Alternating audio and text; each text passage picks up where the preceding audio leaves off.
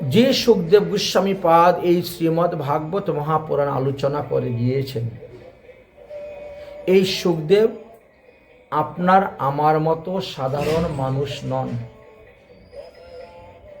তিনি ভগবান শ্রীকৃষ্ণের অংশ অবতার। কেন অংশ অবতার তার প্রমাণ শাস্ত্রে বর্ণন করলেন। বললেন যে দেখেন, ভগবান শ্রীকৃষ্ণ নিত্য গোলকধামে রাধারানীর প্রীতির জন্য তিনটি বস্তু সৃষ্টি করেছিলেন। এক হল গিরিরাজ গোবর্ধন পর্বত, এক হল রাসলীলা মঞ্চ, আর এক হল বিরজা নদী। এই তিনটি হল নিত্য গোলকধামের শোভা, এবং এই তিনটাই তিনার নিজের মন থেকে প্রকট করেছিলেন, বুঝেছেন। আর রাধারানীকে সুখ দেওয়ার জন্য, রাধারানীর সংবাদ গোবিন্দর কাছে আনার জন্য, গোবিন্দের সংবাদ রাধারানীকে দেওয়ার জন্য এই সুখ পাখি সৃষ্টি করেছিলেন। সুখ পাখি কি করতেন? সবসময় সংবাদ প্রেরক, একজনের কথা আরেকজনের কাছে গিয়ে বলতেন, আরেকজনের কথা একজনের কাছে বলতেন, এটি হলো ওনার কাজ। সুখ পাখিকে এত ভালোবাসতেন রাধারানী, কখনো রাধারানী হাতে এসে বসত, ঘাড়ে এসে বসত, কুলে এসে বসত, নৃত্য করত, গান করত আনন্দে। সুখ পাখি সর্বদা রাধা রাধা রাধা রাধা রাধা রাধা কীর্তন করতেন। তো একদিন শ্রীমতী রাধারানী বলছেন, সুখ, রাধা রাধা মা বদ, কৃষ্ণ কৃষ্ণ বদ। রাধা রাধা মা বদ, কৃষ্ণ কৃষ্ণ বদ। মা মানে না, তুমি রাধা রাধা কথা গান গাইও না। দেখো, তুমি আমার নাম কীর্তন করলে আমি যতটা সন্তুষ্ট হই, তার থেকে আমার প্রাণ গোবিন্দের নামে যদি কীর্তন করো আমি বেশি সন্তুষ্ট হব, খুশি হব, প্রসন্ন হব। অতএব তুমি আমার প্রাণ গোবিন্দের নাম করো। তখন কি করছেন? সে কৃষ্ণ কৃষ্ণ গোবিন্দ গোবিন্দ গান করতে করতে শ্রীকৃষ্ণের কাছে গিয়ে পৌঁছেছে। শ্রীকৃষ্ণ বলছেন, আরে তুই আমার নাম করছিস কেন রে? রাধা রাধা বল, রাধা রাধা বল। আমি রাধা নাম শুনলে যে আনন্দ পাই, আমার নাম শুনলে আমি সেই আনন্দ পাই না। জানিস, আমার নাম 100 বার উচ্চারণ করলে তোর যে ফল হবে, রাধার নাম একবার উচ্চারণ করলে সেই ফল পাবি। অতএব তুই রাধা রাধা বল।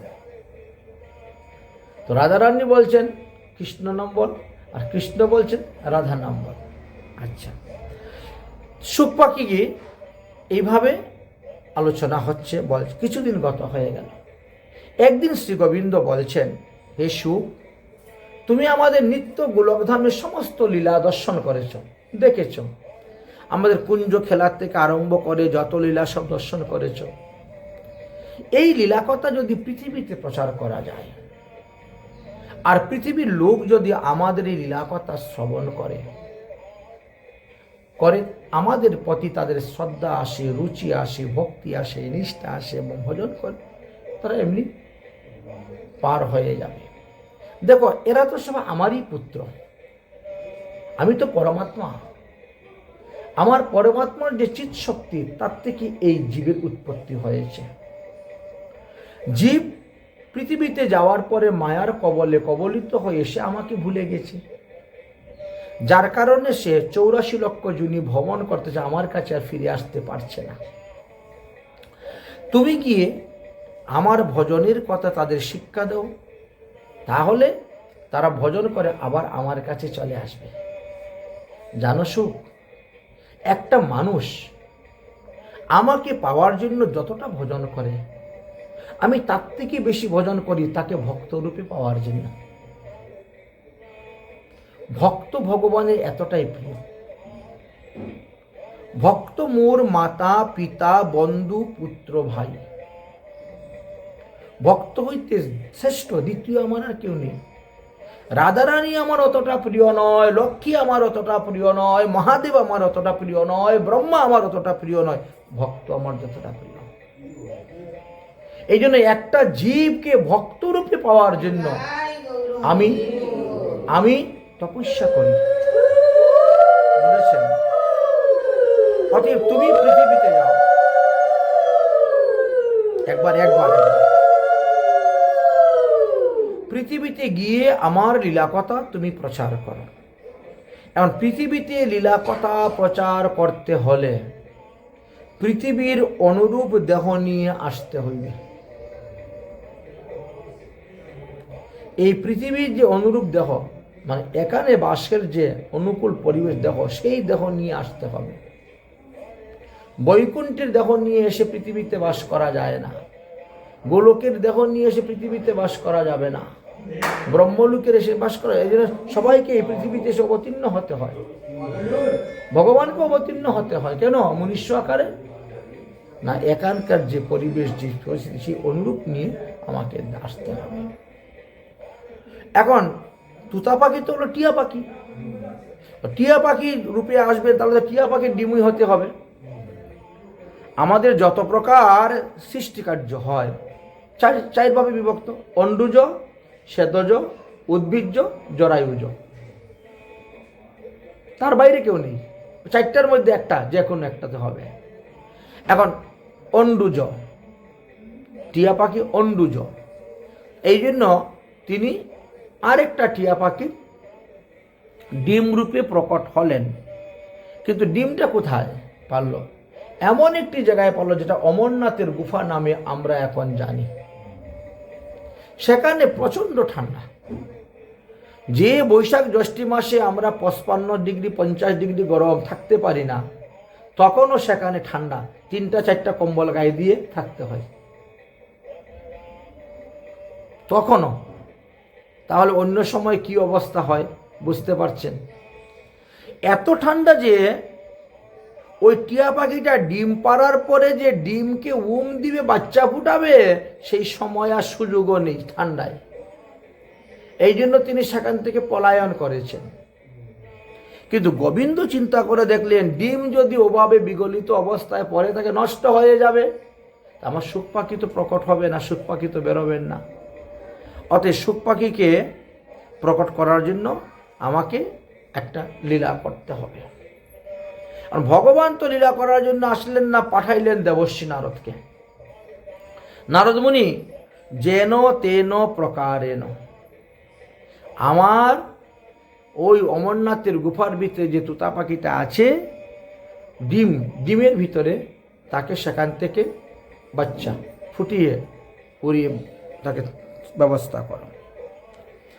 তখন নারদ মুনিরও আনা হয়েছেন, চিন্তা করলেন কাকে দিয়ে এই কার্য সাধন করানো যায়, কে এই কার্য সাধন করতে পারবে। অনেক আগে পিছিয়ে চিন্তাধারা করে এবার সিদ্ধান্ত স্থাপন করলেন, হ্যাঁ, মহাদেবকে দিয়ে এই কাজ করানো যাবে। একমাত্র একজনই আছেন, দেবাদিদেব মহাদেব। আচ্ছা, ঠিক আছে। তো তিনি কৈলাস পর্বতে এসে উপস্থিত হয়েছে। নারদমণি হরি গুণগান করতে করতে পার্বতী দেবী খুব মনের আনন্দে তেনাকে বসতে দিয়েছেন, অতি সম্মানের সহিত খেতে দিয়েছেন। এবার নারদমণি বলছেন, না, আমি বসবো না, আমি খাবো না। কেন খাবে না বাবা, কেন বসবে না? বলে, যেখানে নকল ভালোবাসা, নকল প্রেম, নকল প্রীতি, সেখানে আমি থাকি না। সুর নর মুনি সবকা একই রীতি, স্বার্থ লাগিয়া সব করে হে পীড়িতি।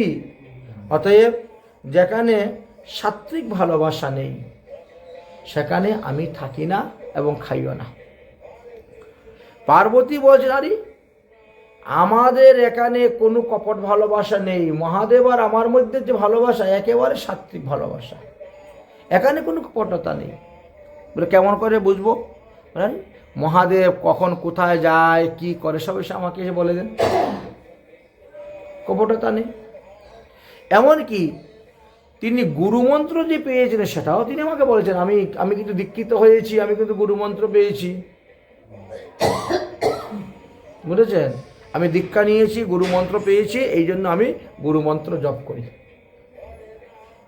সর্বদা একান্ত থেকে গুরুমন্ত্র জপ করি। এখন বুঝেন তো তাহলে কতটা সাত্বিক ভালোবাসা আছে।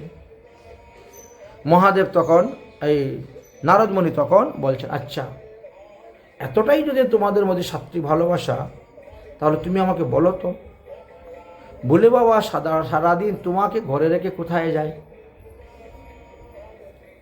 বলে তপস্যা করতে যাবে। তপস্যা করতে যায় তো তোমাকে নিয়ে যায় না কেন সঙ্গে করে? কেউ যদি কৃষ্ণ মন্দিরে যায় তো রাধা কৃষ্ণ একসঙ্গে দেখতে পায়, রাম মন্দিরে গেলে রাম সীতা একসঙ্গে দেখতে পায়,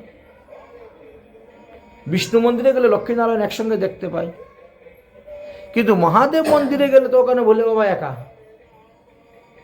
অন্য কিছু দেখতে পায় না। তাহলে তোমাকে সঙ্গে করে নিয়ে যায় না কেন?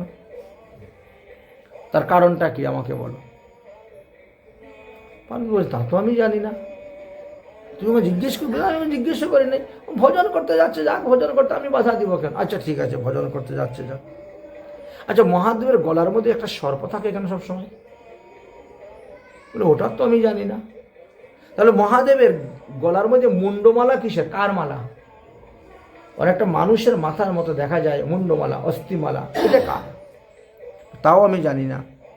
মহাদেব কেন শ্মশানের ছাই গায়ের মধ্যে মাখেন? তাও আমি জানি না। এই 4টি প্রশ্নের উত্তর দিতে পারলেন না পার্বতী, জানেন না বলেও নারদ মুনি রেগে গেলেন। তুমি কিছুই জানো না, আবার বলছো তোমাদের মধ্যে সাত্বিক ভালোবাসা আছে। একা সাত্বিক ভালোবাসা নেই, কারণ তুমি তো তার অর্ধাঙ্গিনী। অর্ধাঙ্গিনীর সবকিছুতে অর্ধেক অধিকার আছে, তাহলে এই সব কিছু জানার তোমার একান্ত প্রয়োজন। অর্থাৎ তোমাদের এখানেও নকল ভালোবাসা আছে, এই বলে উনি উঠে চলে গেলেন। পার্বতীর মনে কিন্তু কথাগুলো খুব গিথে গেল, লেগে গেল। সত্যি তো, এতদিন যাবৎ আমি তিনার সঙ্গে ঘর করতেছি, কিন্তু কোনোদিনও আমি এই সমস্ত বিষয় নিয়ে আলোচনাও করলাম না, প্রশ্নও করলাম না, জানার ইচ্ছাও করলাম না। তাহলে আজকে জানতে হবে। যাই হোক, মনে মনে একটা মানিনী হয়ে গেলেন। নারদের কথা শোনার পরে একটু সন্দেহ এসে গেল যে তাহলে আমাকে ঘরে রেখে তিনি আবার অন্য কোনো মহিলার সঙ্গে চলাফেরা করেন কিনা। হয়তো আমার ভয়ে তিনি বিয়ে করতে পারেন নাই বলে তাকে এতটাই ভালোবাসতেন যে মৃত্যুর পরে তার মুন্ডটাকেও মালার মধ্যে করে গলায় রেখে দিয়েছেন। তাহলে এতগুলো মুন্ডমালা আসবে কোথা থেকে? কেউ তো মুন্ডমালা গলায় দিতে দেখি না। মনে কিন্তু একটা বিশাল সন্দেহ এসে গেল। এই সন্দেহের কারণে তিনি একেবারে রেগে গেছেন। রেগে গিয়ে সমস্ত আভূষণ খুলে রেখে মাটিতে পড়ে গড়াগড়ি করে কান্না করতে শুরু করেছেন যে মহাদেব আমার সঙ্গে কপটতা করেছেন। এদিকে নারদ মুনি কৈলাস থেকে বেরিয়ে যাচ্ছেন আর মহাদেব ঢুকতেছেন। আহা দেবশ্রী নারদ, আসুন আসুন আসুন, আজকে আমাদের এখানে থাকবেন, আপনার সঙ্গে সৎসঙ্গ করব, হরিকথা শ্রবণ করব আপনার মুখে। নারদ মুনি বলছেন, এই তো গিয়েছিলাম মা পার্বতীর সঙ্গে দেখা করে অনেকক্ষণ বসে এসেছি গল্প টল্প করে, তবে এখন আর নয়, অন্যদিকে যেতে হবে, অন্যদিন আসব। মহাদেব চিন্তার মধ্যে পড়ে গেলেন। আমি নাই ঘরে, আর পার্বতীর কাছে গিয়েছে, কি যে কথা বললো, কি ঝগড়াঝাটি লাগিয়ে আসলো কি না, কি অশান্তি। কারণ নারদ মুনি হলেন কলহ প্রিয়, ইনি একটু কলহ লাগাতে ভালোবাসেন, সংসারের মধ্যে ঝগড়া লাগিয়ে দূর থেকে দেখতে ভালোবাসেন। এই জন্য বড় চিন্তা করছেন। 7 পা চিন্তা করতে করতে করতে করতে কৈলাসে প্রবেশী হয়ে গেলেন মহাদেব। পার্বতী, ও পার্বতী, কোনো শব্দ নেই, একেবারে বন্ধ। বুঝতে পেরেছেন তাহলে পার্বতী রাগ করেছে। এ ঘর ও ঘর সে ঘর খুঁজতে খুঁজতে গিয়ে দেখেন মাটিতে পড়ে কান্না করছে, পিঠের মধ্যে হাত দিচ্ছেন। মান ভাঙ্গাতে হবে তো, ভগো প্রিয়তমা তোমার কি হয়েছে, কেন তুমি কান্না করছো? পিঠটা সরিয়ে নিচ্ছে, খবরদার আমার পিঠে হাত দিও না, আমি কি তোমার প্রিয়তমা? বলে কেন, তার কে আমার প্রিয়তমা? বলে যাদের মুন্ডমালা গলায় ধারণ করে আছে ওরাই তোমার প্রিয়তমা। মহাদেবের বোঝার আর বাকি রইল না। বলে শুধু শুধু তুমি রাগ করতেছ, বাস্তবে তো এই সমস্ত মুন্ডমালা তোমারই। তুমি যে কতবার পৃথিবীতে জন্মগ্রহণ করেছো আর তুমি যে কতবার পৃথিবীতে মারা গিয়েছো তা তুমি জানো না, কিন্তু যতবারই তুমি জন্মগ্রহণ করো না কেন ততবার তুমি আমাকেই স্বামী রূপে চেয়েছো, আমাকেই স্বামী রূপে পেয়েছো। আর আমি তোমাকে এতটাই ভালোবাসি যে তোমার মৃত্যুর পরে তোমার মুন্ডটা পর্যন্ত মালা করে আমার গলায় রেখেছি। উভয়ের মধ্যে কথাবার্তা হচ্ছে। পার্বতী আরো রেগে যাচ্ছে। বাহ, কি সুন্দর একটা উপমা দিলেন, কথা দিলেন। আমি খালি জন্মগ্রহণ করি আর মরি, আর তুমি অমর, তাই না? এটা হয় যে আমি বারবার জন্মগ্রহণ করব আর মরব, আর তুমি অমর হয়ে থাকবে? তখন মহাদেব বলছে, সত্যি দেবী আমি অমর, সত্যি বলছি আমি অমর। কেমন তুমি অমর হলে কেমন করে? পার্বতী আবার প্রশ্ন, তুমি অমরটা হলে কেমন করে? বলে আমি যে অমর কথা শুনেছি। ওটা আবার কি? ওটাও একটা কথা, অমর কথা। আমি অমর কথা শুনেছি। তুমি কখন শুনলে? কার কাছ থেকে শুনলে? বলে তোমার বিয়ের আগে। তুমি কখন শুনলে? কার কাছ থেকে শুনলে? বলে শোনো, আমার হরিভজনের খুব আগ্রহ, হরিভজনের খুব ইচ্ছা। তো যেখানেই সাধুসঙ্গ হয়, সৎসঙ্গ হয়, আমি সেখানেই যাই শুনতে। কিন্তু কেউ 1 ঘন্টা, কেউ 1.5 ঘন্টা, কেউ 2 ঘন্টা, 3 ঘন্টা, 4 ঘন্টা পাঠ করে, পাঠ বন্ধ। আমার আর এতে মন ভরে না। একটু বেশি বেশি শুনলে পরে মন ভরে। তো ওই অল্প স্বল্প শুনে আমার আর মন ভরে না। আর এই কারণে আমি খালি ঘুরে বেড়াই, কোথায় গেলে পরে বেশি করে শুনতে পারবো, কোথায় গেলে পরে বেশি শুনতে পারবো। ঘুরতে ঘুরতে ঘুরতে ঘুরতে ঘুরতে ঘুরতে আমি একবার শঙ্কর্ষণ বিষ্ণুর কাছে গিয়েছি। শঙ্কর্ষণ বিষ্ণুর সহস্রফনা, 1000টা মুখ। তিনার কাছে গিয়ে তখন আমি এই হরিকথা শ্রবণ করার জন্য বললাম। তখন শঙ্কর্ষণ বিষ্ণু বললেন যে, দেখো বাবা, হরিকথা শ্রবণ করতে গেলে তোমাকে আগে বিষ্ণু মন্ত্রে দীক্ষা গ্রহণ করতে হবে। বিষ্ণু দীক্ষা বিহীনানাম না অধিকারও কথাশ্রবে, তোমাকে বিষ্ণু মন্ত্রে দীক্ষা গ্রহণ করতে হবে। আমি তখন হরিকথার লোভে পড়ে তখন আমি শঙ্কর্ষণ বিষ্ণুর কাছ থেকে বিষ্ণু মন্ত্রে দীক্ষা গ্রহণ করলাম। তারপরে তিনি হরিকথা বলতে আরম্ভ করলেন। তো হরিকথা বলতে বলতে 1 মুখে, 2 মুখে, 3 মুখে, 4 মুখে, সহস্র মুখে আমিও শুনতে শুরু করলাম। শুনতে শুনতে শুনতে শুনতে আমার ওখানে একটা রূপ রয়ে গেল। আমার তো দায়িত্ব আছে না, আমি হলো সংহারকর্তা। সংহারকর্তা, বিষ্ণু যেমন পালনকর্তা, ব্রহ্মা যেমন সৃষ্টিকর্তা, আমি সংহারকর্তা। আমার একটা কাজ আছে। এই জন্য আমার একটা রূপ হলো সদাশিব। আমার এই সদাশিব রূপটা রয়ে গেল শঙ্কর্ষণ বিষ্ণুর কাছে। ওটা সদা সর্বদা হরিকথা শ্রবণ করে, সদা সর্বদা হরিকথা শ্রবণ করেন। আর আমি এই শিব রূপে, রুদ্র রূপে আমি কি করি? সংহার কার্যাদি করে থাকি, দেশের নিয়ন্ত্রণ করি। অতএব দেবী শঙ্কর্ষণ ভগবান হলেন আমার শ্রী গুরুদেব। তিনার কাছ থেকে আমি কৃষ্ণ মন্ত্রে দীক্ষিত হয়েছি, বিষ্ণু মন্ত্রে দীক্ষিত হয়ে দীক্ষা গ্রহণ করেছি, এবং তিনার কাছ থেকে এই অমর কথা আমি শুনেছি। যে অমর কথা শোনার পর থেকে আমি অমর হয়ে গেছি, আমার আর মৃত্যু হয় না। কিন্তু তুমি তো অমর কথা শুনো নাই, এই জন্য তোমাকে বারবার পৃথিবীতে জন্মগ্রহণ করতে হয় আর বারবার মরতে হয়। পার্বতী তখন লোভ জাগলো অমর হওয়ার জন্য। বলে, তাহলে তুমিও আমাকে অমর কথা শোনাও। তিনি বলেন, অমর কথা তো শোনাবো আমি তোমাকে, কিন্তু কোথায় শোনাবো? এটা এমন একটা গোপনীয় কথা, যে কথা শুনলে পরে লোক অমর হয়ে যাবে।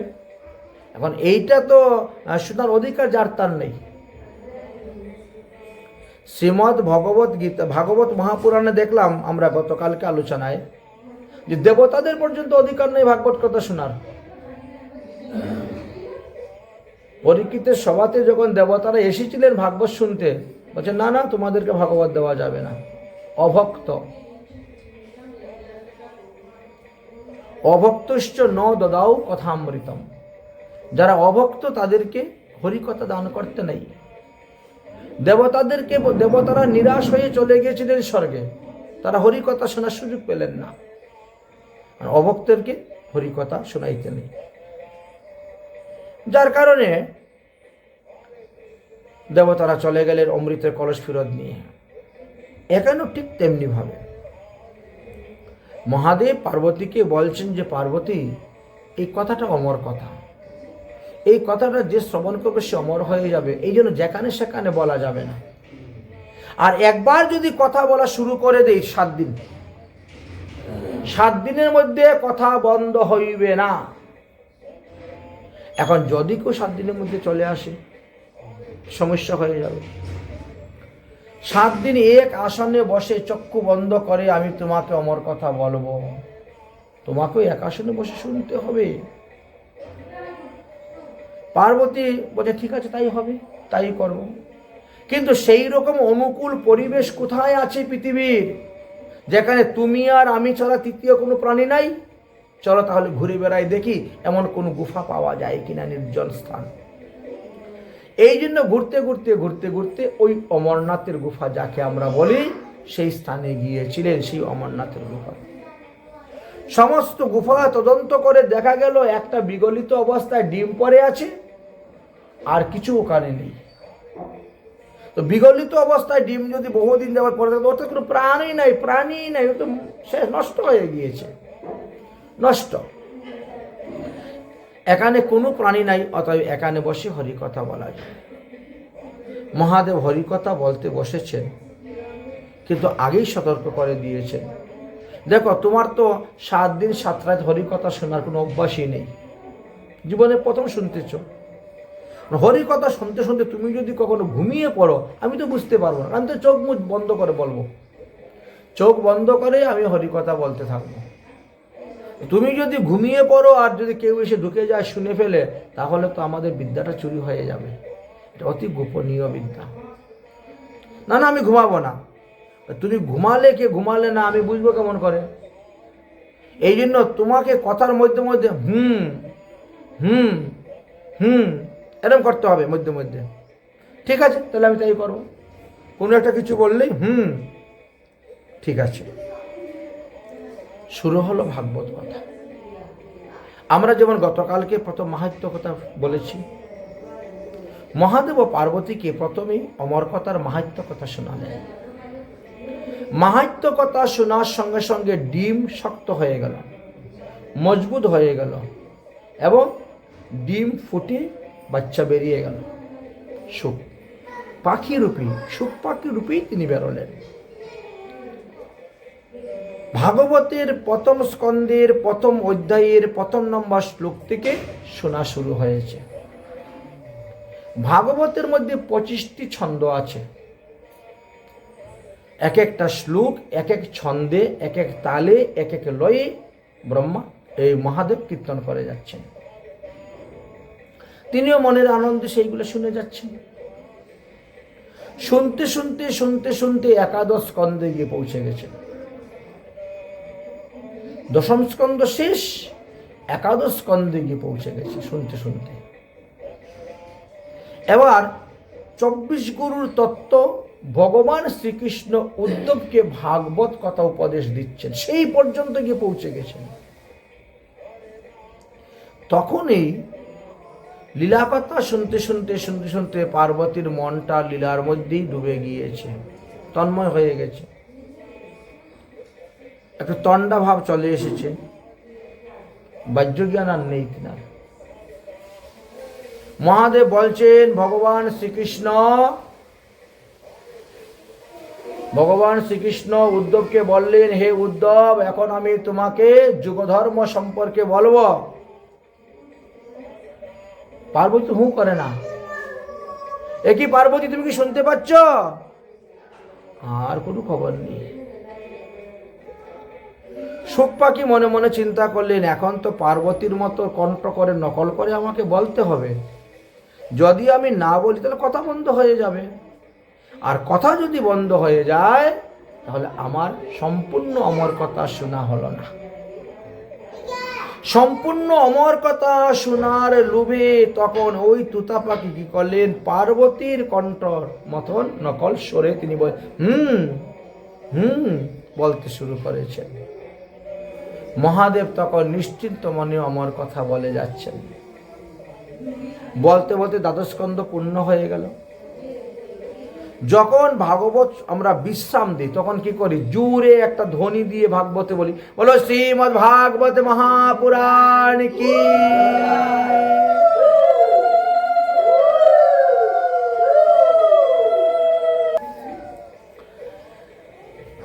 এই ধ্বনি শুনে পার্বতীর তখন ঝটপটে উঠে চোখ মুখ, আরে ভগবান শ্রীকৃষ্ণ উদ্ধবকে কি বলেছিলেন 24 গুরুর কাহিনীর পর?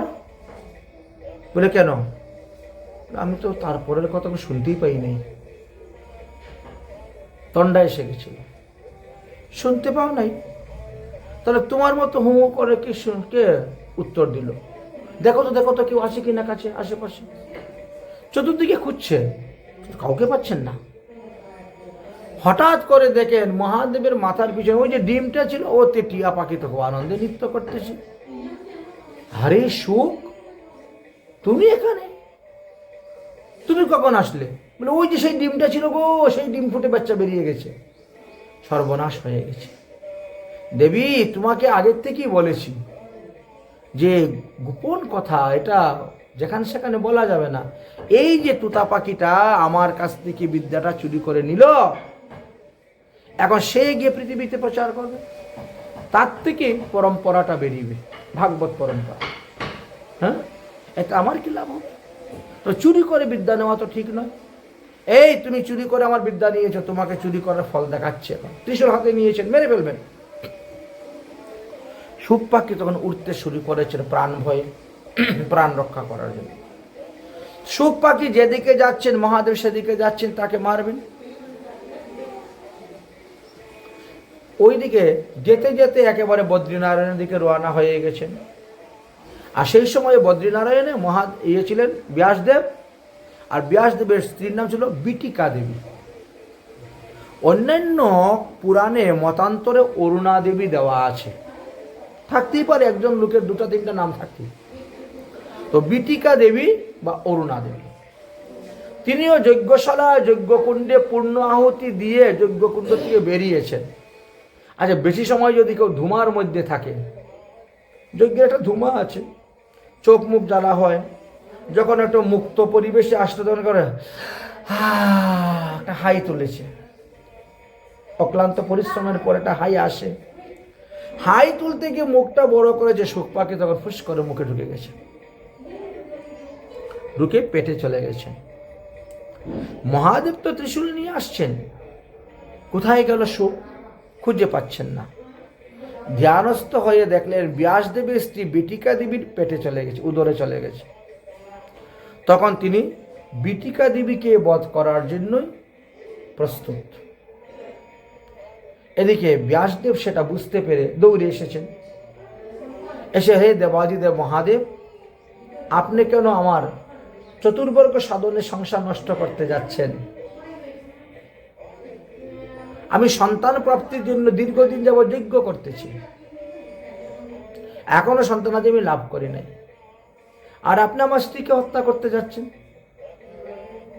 100টা পুরুষকে হত্যা করলে যে পাপ, তার থেকে বেশি পাপ হয় একটা নারীকে হত্যা করলে। স্ত্রী হত্যা মহাপাপ। আপনি কেন আমার স্ত্রীকে, নির্দোষ স্ত্রীকে কেন হত্যা করতে যাচ্ছেন? সে কি আপনার ক্ষতি করেছে? তার কি দোষ? কেন হত্যা করতে যাচ্ছেন? মহাদেব বললেন, তোমার স্ত্রীর উদরে আমার পরম শত্রু লুকিয়ে আছে। সে আমার ভাগবত কথা চুরি করে এনে ওখানে লুকিয়ে আছে। এই জন্য তোমার স্ত্রীকে বধ করলে তার মৃত্যু হয়ে যাবে। আপনার মাথা খারাপ হয়েছে? কেউ যদি মাতৃগর্ভে যায় তো কতদিন থাকে? 10 মাস 10 দিন। ততদিন অপেক্ষা করুন আপনি। সে যখন মাতৃগর্ভ থেকে বেরিয়ে আসবে তখন তাকে মেরে দাও, তোমার শত্রুকে তুমি মেরে দাও, আমি তো না করবো না, তোমার শত্রু তুমি মেরে দাও। কিন্তু আমার স্ত্রীকে কেন মারতে যাবে? আমার স্ত্রীকে বধ করার আপনার কোনো অধিকার নাই। আপনার শত্রুকে আপনি বধ করতে পারেন, বসুন, অপেক্ষা করুন। মহাদেব তো রাগের মাথায় বসে গেছেন। বসতে বসতে বসতে বসতে 12 বৎসর হচ্ছে না, সন্তান ভূমিষ্ঠ হচ্ছে না। 12 বৎসর গত হয়ে গেছে। ব্রহ্মা এই ব্যাসদেব তখন বললেন যে দেখো মহাদেব, এই 12টা বৎসর আপনার জীবনের থেকে বেকার গেল, সাধন ভোজন হলো না। যদি কারো মাথায় ক্রোধ এসে যায় তাহলে তার ভজন হয় না। এই আপনার জীবন থেকে 12টা বৎসর বেকার চলে গেল, আপনার হরি ভোজন হলো না, সাধন ভোজন হলো না, শত্রু জন্ম নিবে তাকে মারবো, জন্ম নিবে তাকে মারবো, এই আশায় বসে থাকলেন। কিন্তু একবার আপনি চিন্তা করলেন না যে যে ব্যক্তি অমর কথা শুনেছে সে তো অমর হয়ে গেছে, তাকে মারবো কেমন করে আমি? অমর কথা শুনেছে, অমর হয়ে গেছে, তাকে তো মারার কোনো উপায়ই নেই। তো এই কথাটা আপনি একবার ভাবলেন না, চিন্তা করলেন না? শুধু শুধু এই 12টা বৎসর আপনি অতিবাহিত করলেন। আর কোনো ব্যক্তির যদি 12 বৎসর পার হয়ে যায় তো এমনি তার অপরাধ মাফ হয়ে যায়। 12 বৎসরের মধ্যে তাকে ধরতে পারলেন না, তার অপরাধ মাফ হয়ে যায়। অতএব আপনি তার অপরাধ ক্ষমা করে দিয়ে কৈলাসে যান, শান্তিমতে বসে ভজন করুন। এটার কোনো উপায় নেই। দ্বিতীয়, মহাদেবের তখন একটু মাথায় একটু সত্যি তো, কারণ হরি ভজন ছাড়া সব বিফল। হরি ভজনটাই হলো আসল। নিজেও একটু অনুতপ্ত হলেন, রাগের মাথায় আমরা এমন কিছু কাজ করে বসে ফেলি, বলেছেন, অনুতপ্ত হলেন। মহাদেব চলে গেলেন। মহাদেব চলে যাওয়ার পর এবার ব্যাসদেব গর্ভস্থ সন্তানকে উদ্দেশ্য করে বলছেন, হে শুক, তুমি মাতৃগর্ভ থেকে ভূমিষ্ঠ হয়ে যাও, তোমার আর ভয় নেই। মহাদেব তোমার সমস্ত অপরাধ ক্ষমা করে দিয়ে তিনি কৈলাসে চলে গেছেন, আর তিনি তোমাকে বধ করবে না, তুমি ভূমিষ্ঠ হয়ে যাও। শুকদেব তখন মাতৃগর্ভ থেকে বলছেন, আপনি কে? আমাকে বলছেন ভূমিষ্ঠ? আমি তোমার পিতা ব্যাসদেব, আমি তোমার পিতা ব্যাসদেব, তুমি ভূমিষ্ঠ হও। তখন বলছেন, পিতাজি আপনার কথায় আমি ভূমিষ্ঠ হব না। কেন? বলে আপনার কথাতে ভূমিষ্ঠ হলে পরে আমাকে মায়ায় ধরবে। আমি মাতৃগর্ভে থেকে বেদ বেদান্ত পুরাণ সমস্ত পাঠ শ্রবণ করতেছি, অতএব সংসারে গেলে পরেই মায়ায় ধরবে, আর এইগুলো শ্রবণের সময়ও পাবো না, হরিভজনের সুযোগও পাবো না। এখানে ভালোই আছে, হরিভজন করতেছি, হরিকথা শুনতেছি, ভালোই আছে। ব্যাসদেব বললেন, আরে তুমি যত বড় হবে তোমার মায়ের তত কষ্ট হবে। শেষ পর্যন্ত কি হবে? তোমার মা মারা যাবে। এতে কি হবে? তোমার মাতৃহত্যা পাপ হবে, মাতৃহত্যা পাপ হবে, অর্থাৎ তুমি ভূমিষ্ঠ হও। কিন্তু বলছে না, আমি আপনার কথায় ভূমিষ্ঠ হব না। ব্যাসদেব বলছে, আমি ভগবানের অংশ অবতার, তুমি আমার কথায় ভূমিষ্ঠ হবে না? আমার কথায় বিশ্বাস হয় না? বলে দেখো, তোমার কথায় ভূমিষ্ঠ হলে যে মায়া আমাকে ধরবে। ব্যাস বলছেন, আমি বলছি তোমাকে মায়া ধরবে না, বেরো, বেরিয়ে আসো, মায়া ধরবে না। বাবা আপনার কথা আমার বিশ্বাস হয় না। কেন? যে ব্যক্তি নিজে মায়ার মধ্যে পড়ে আছে সে যদি বলে তোমাকে আশীর্বাদ দিলে মায়া ধরবে না, বিশ্বাস করা যায়? কখনো যায় না। ব্যাসদেব বললেন, হে শুক, তুমি বুঝলে কেমন করে আমি মায়াতে পড়ে আছি? বলে এইটাই তো মায়ার কথা। হে পুত্র, তুমি আসো, আমি তোমার পিতা, তুমি ভূমিষ্ঠ না হইলে তোমার মায়ের কষ্ট হবে। এগুলো মায়ার কথা নয়? পিতা, পুত্র, মাতা, মায়ার কথা। তো যে ব্যক্তি নিজে মায়াতে পড়ে আছে সে যদি আশীর্বাদ দেয় তো বিশ্বাস হয় না। তো তুমি কার কথা বিশ্বাস করবে? বলে বিশ্বাস করব মায়াধীশ ভগবানের। ভগবান হলেন মায়াধীশ, তিনি যদি বলেন তবে বিশ্বাস হবে। ব্যাসদেব তখন কি করলেন? যুগ বলে, কলার পেছল আছে না, কলা গাছের গায়ে থাকে যে, সেইটা দিয়ে দূর কপিন বানিয়ে মাতৃগর্ভে পরিয়ে দিয়েছেন সুখদেবকে। মাতৃগর্ভে পরিয়ে দিয়েছেন। আর ছেলে 12 বৎসরের হয়ে গেছে, এই জন্য 12 বৎসর পার হয়ে গেছে, না হলে তার মাতৃগমন পাপ লেগে যাবে, ভূমিষ্ঠ হয়ে যাবে। এবার তিনি দ্বারকায় গেলেন। দ্বারকায় গিয়ে ভগবান শ্রীকৃষ্ণকে বললেন, এই ঘটনা, আপনি না আসলে আমার ছেলে ভূমিষ্ঠ হবে না, আপনি আসুন। দ্বারকা থেকে ভগবান শ্রীকৃষ্ণ আসলেন বদ্রীনাথে। সব মুনি ঋষিদের ভিড়, আমরা আপনার মুখ থেকে ভাগবত কথা শ্রবণ করব। ভগবান বলছেন, এখন আমার বিন্দুমাত্র সময় নেই তোমাদের সঙ্গে বসে ভাগবত কথা আলোচনা করার, পরে আমি আসব। এখন আমি এসেছি সুখদেবের জন্মের জন্য, আমি এই কাজটা করে দিয়ে যাই, পরে আসব। মানে এতটাই ব্যস্ত ভগবান। সুখদেব, তুমি মাতৃগর্ভবতী ভূমিষ্ঠ হও। কে আপনি? আমি দ্বারকাধীশ শ্রীকৃষ্ণ, বাসুদেব কৃষ্ণ। ও প্রভু, আপনি এসেছেন?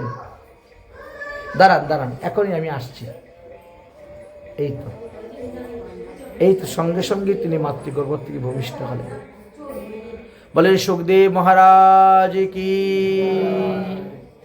মাতৃগর্ভ থেকে ভূমিষ্ঠ হলেন। হয়ে তিনি কি করলেন? প্রথমেই ভগবান শ্রীকৃষ্ণকে প্রণাম করলেন, তারপরে পিতাকে প্রণাম করলেন, তারপরে মাকে প্রণাম করে সোজা হাঁটা, আর কোনো দিকে তাকানো নাই। মা বলছে, আরে দেখো দেখো দেখো, তোমার ছেলে চলে যাচ্ছে, চলে যাচ্ছে, ধরো ধরো ধরো ধরো ধরো। যাকে 12 বৎসর গর্ভে ধারণ করলাম, তাকে 12 মিনিট তার মুখটা দেখতে পারলাম না। প্রণাম করে চলে যাচ্ছে সন্ন্যাসী। ওগো ওগো, ধরো ধরো ধরো, তোমার ছেলে চলে যাচ্ছে, চলে যাচ্ছে। ব্যাসদেব, পুত্র রে, পুত্র রে, হে পুত্র, দাঁড়াও দাঁড়াও দাঁড়াও, পুত্র দাঁড়াও। তুমি সাধন ভোজন করতে ঘরে বসে করো, আমরা তোমাকে বিবাহ করার কথা বলবো না, আমাদেরকে ভরণ পোষণ করার জন্য বলবো না, কাজকর্ম করার কথা বলবো না, তথাপিও তুমি ঘরে বসে ভোজন করো। শুনলেন না? চলে যাচ্ছেন, চলেই যাচ্ছেন। একের পর এক তিনি যাচ্ছেন যাচ্ছেন যাচ্ছেন, না কোথায়ও তিনি দাঁড়াচ্ছেন না। সুখদেব তখন কি করলেন? নিজের শক্তিটাকে তিনি তখন প্রবেশ করিয়ে দিলেন বৃক্ষের মধ্যে। বৃক্ষের মধ্যে প্রবেশ করিয়ে দিয়েছেন, বুঝতে পেরেছেন? বৃক্ষ থেকে তখন প্রতিধ্বনি হচ্ছে, হে পিতাজি আপনি গৃহে ফিরে যান, হে পিতাজি আপনি গৃহে ফিরে যান। বৃক্ষ থেকে প্রতিধ্বনি আসতেছে, আপনি গৃহে ফিরে যান, প্রতিধ্বনি আসতেছে। কিন্তু তথাপিও তিনি যাচ্ছেন, হে পুত্র দাঁড়াও, হে পুত্র দাঁড়াও, হে পুত্র দাঁড়াও। কিছু দূর যাওয়ার পরে সামনে একটা দিঘি পড়লো, বড় একটা সরোবর। সেই সরোবরে বেশ দেবকন্যা, উর্বশীগণ, অপ্সরাগণ স্নান করতেছেন। তাদের পাশ দিয়ে চলে যাচ্ছেন, তারা এসে প্রণাম করলেন সুখমুনিকে, অথচ একটুকু লজ্জা অনুভব করলেন না। কিন্তু যেই দেখেছেন ব্যাসদেব আসতেছে, সঙ্গে সঙ্গে তারা কাপড় চোপড় পরিধান করে নিয়েছেন। ব্যাসের মনে একটা সন্দেহ হয়ে গেল। ব্যাসে জিজ্ঞাসা করলেন, কি ব্যাপার? আমার 16 বৎসরের ছেলে উলঙ্গ অবস্থায় চলে যাচ্ছে বনে, তাকে কিশোর বয়স, তাকে দেখে তোমরা একটুকু লজ্জা অনুভব করলে না, আর আমি 1000 বৎসরের বৃদ্ধ। দাপর যুগের মানুষ 1000 বৎসর বাঁচতেন, হাজার বৎসরের বৃদ্ধ। চুল দাড়ি সব পেকে গেছে, বুড়ো হয়ে গেছে, সমস্ত শরীর আমার বস্ত্র পরিধান, আপাদমস্তক ঢাকা, অথচ আমাকে দেখে তোমরা এত লজ্জা পেলে, কারণ কি? তখন বললেন, আপনার ছেলের মধ্যে হলো আত্মজ্ঞান।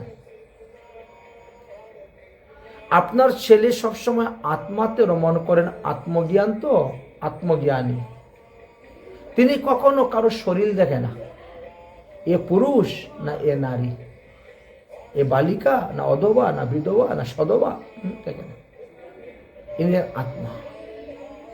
অথচ আপনার মধ্যে এই জ্ঞানটা আছে, যার মধ্যে এই জ্ঞান আছে তাকে দেখলেই লজ্জা হয়, অনুভব হয়। এই জন্য অতএব এই ছেলের পিছনে ঘুরে কোনো লাভ হবে না, আপনি ফিরে চলে যান। এই ছেলে কোনো সাধারণ ছেলে নয়, নন্দ নন্দন স্বরূপস্থ শ্রীশুক ভগবান ঋষি। ভগবান নন্দনন্দন শ্রীকৃষ্ণ এক অংশে তিনি সুখ পাখি রূপে এসেছেন। শ্রীমদ্ ভাগবতম তুভ্যম প্রাবিশ্বাতাম সংশয়ম। তিনি এই পৃথিবীতে ভাগবত ধর্ম প্রচার করবেন। জীবের মঙ্গলের জন্য ছেলে যাচ্ছে, যেতে দাও। তোমার এই ছেলের দ্বারা পৃথিবীর কোটি কোটি লোকের মঙ্গল হবে।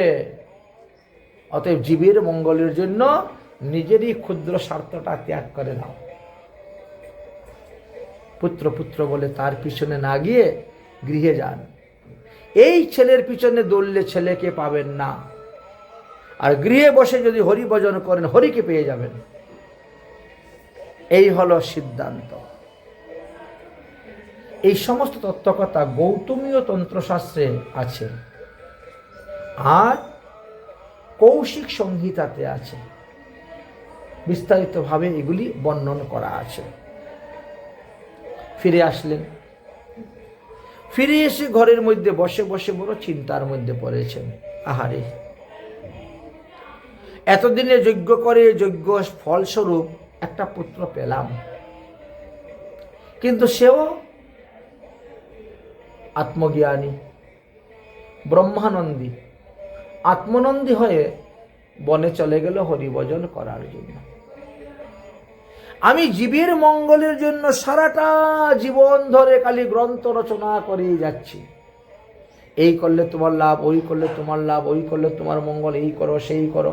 জীবের মঙ্গলে কত কত গ্রন্থ রচনা করেছি, ধর্মের কত কত মত, কত কত পথ, কত কিছু দিয়ে গেলাম, কিন্তু আমার নিজেরই মঙ্গল হলো না।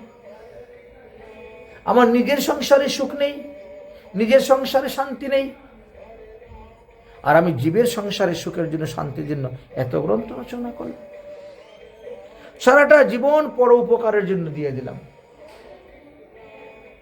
কিন্তু কেন আমার সংসার এমন হলো কেন? এই জন্য সরস্বতী নদীর তীরে বসে হেঁটমাথা করে বড় চিন্তা করছেন।